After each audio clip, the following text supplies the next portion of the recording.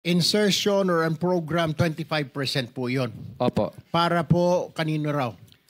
Para po daw po kay, lagi ko narinig ang salita nila kay Saldico at saka kay Speaker po, ang narinig kong salita.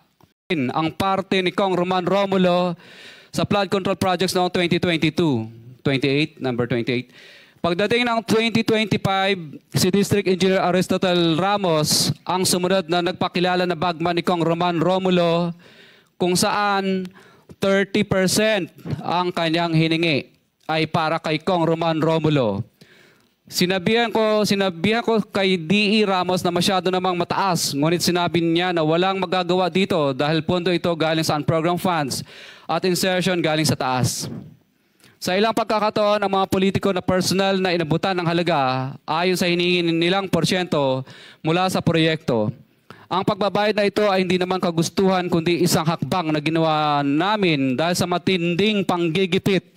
Ilan sa kanila ay sina Kong Antonieta Yudela kasama ang kanyang asawa, Kong Marvin Rillo of Quezon City, Kong Nikki Briones of Aga Party List, Arturo N. Atayde, ama ni Kong Arjo Atayde, Kong Florencio Gabriel Bem Noel of Anwaray Party List, Kong Eliandro Jesus Madroña of Romblon, Kong Benjamin Benji Agarao Jr. Bagamat naging matinding pagsubok ang kabawasan ng pondo na nakalaan sa proyekto, pilit at matapat naming sinusunod ang bawat espesifikasyon na nakasaad sa Program of Works na nakasaad sa proyekto ng DPWH. Nakakasiguro kami na nagawa namin ng maayos at matapat ang bahagi o phase ng proyekto na na-award sa amin. Sa katunayan, hindi kami mababayaran ng DPWH kung hindi ito dumaan at pumasa sa maraming material testing na naaayon sa design ng DPWH. Ina-assess at ini-inspect ng DPWH ang bawat proyekto base sa natapos na parte o accomplishment.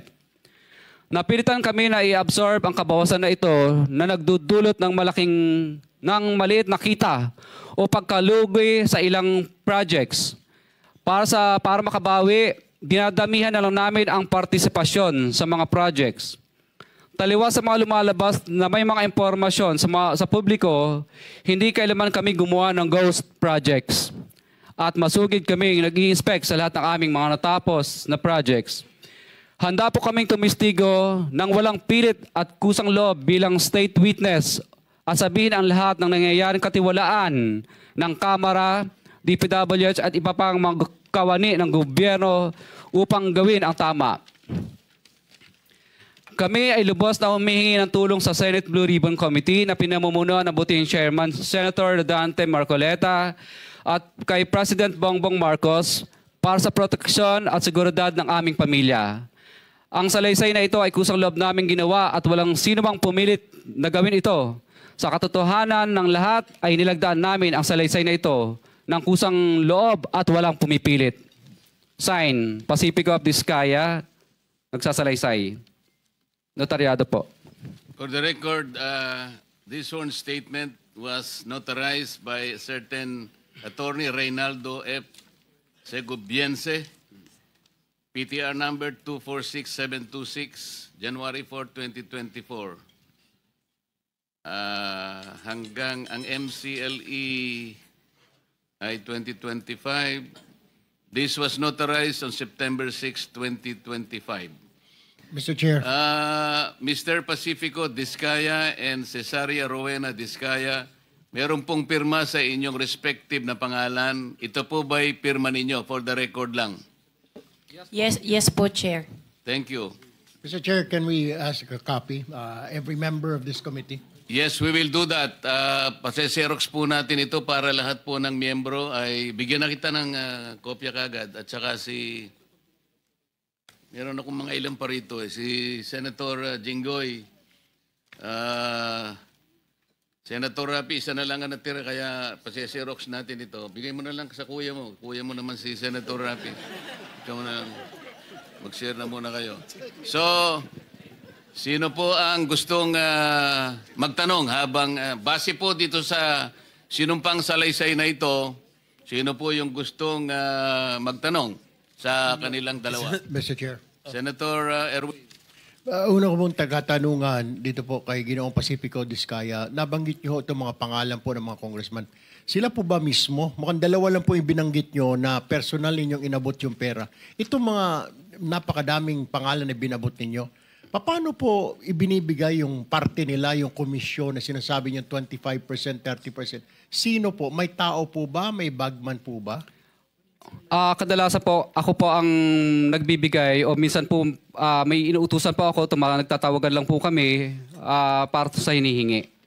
Maaari mo po bang ibigay sa amin sa komiting ito ang pangalan ng mga pinag-aabutan ho niyo ng pera kung hindi mismo yung mambabatas ang inaabutan ninyo? Maaari po ba or litrato man lang parang malaman ho natin kung sino pong inaabutan po ninyo ng pera?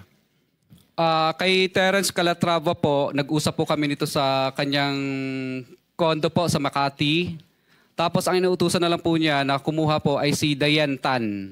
At saka yung kasama pa po si Andrew po ang pangalan. May mga contacts number po ako. Sila po ang tagakuha sa office. Pero iba-iba po ito. Iba-iba po itong mga bawat congressman. Iba-iba po yung kumukuha. Tama po ba? Opo, makadalasan po parang mga COS nila or mga pinagkakatiwalaan nilang tagakuha lang po. Opo. For example po, si Kong Roman Romulo naman po. Kadalasan po si Kong Roman Romulo, ang tagakuha po niya si tagakuha niya si Ma'am Engineer Angelita Garucha, empleyado ng DPWH yun. Tapos pinalitan naman po yun ni DE Aristotel noong 2025. District Engineer po siya ng DPWH First Metro. Pare-pareho po ba, Mr. Chair, yung komisyon or whatever you want to call it, kickback, ang hinihingi po or magkakaiba? Ibang isang mambabatas ganito ang presyo or halos standard po ang hinihingi nila at magkano po ba yan? Isa lang po ang pattern. Basta insertion or ang program po, 25% po lagi. Insertion or ang program, 25% po yon. Opo. Para po kanino raw? Para po daw po lagi ko narinig ang salita nila kay Saldico at saka kay Speaker po, ang narinig kong salita. Alright, Mr. Chair. I have no further questions. Mr. Chair? Senator Jinggoy. Mr. Chair. Mr. Curly, lahat ba itong mga binanggit mong pangalan na karamihan ay mga kongresista? Lahat ito, 25% ang binibigay mo? Kadalasan, opo. Wala bang mismo ang kongresista mismo ang pumunta sa'yo at binigyan mo ng pera? Ano po, kadalasan po, nag-uusap lang po, nag-uutos lang sa COS, pero kadalasan po, ang for example, si Kong Rillo, kadalasan po, binibigay ko po yun pag nagiinuman kami, o di kaya, yung tao po niyang si Bogs Magalong ang pumupunta. Pinipick up. Sino-sino pa dito sa mga nabanggit mo mga pangalan na kongresista na talagang sa kanya mo inabot sa mismo For example po, kay Kong Madronya na lang. For example, mismong siya po ang pumunta sa office namin at syempre pagkatapos po noon, tao na lang po niya ang nagdala ng bagay, kotse at saka personal ko rin pong dinoposit yung ano. Sino yung congressman? Kong Madronya po. Madrona o Madrona. Eliandro Yung Madrona. sa Romblon? Romblon po. Mhm.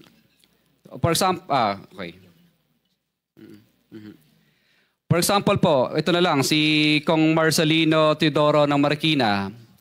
Ang tagakuha naman po nito sa akin ay si Bell Construction. Kasi ang nangyari po nito, pina-mutual terminate po niya yung mga project na napanalunan ko. Dahil, hindi po ako nagbigay. Kaya ang nangyari po nito, napilitan na lang po akong magbigay para i-award ulit sa panibagong bidding. Pero na-mutual terminate na po yung project. So, ang nangyari po nito, mataas, siyempre. Pero hindi 25%. 18% lang po. Meron po ba kayong resibo, Mr. Chair, na not resibo actually, na corresponding document na naibigay mo na itong komisyon ni ganito o wala?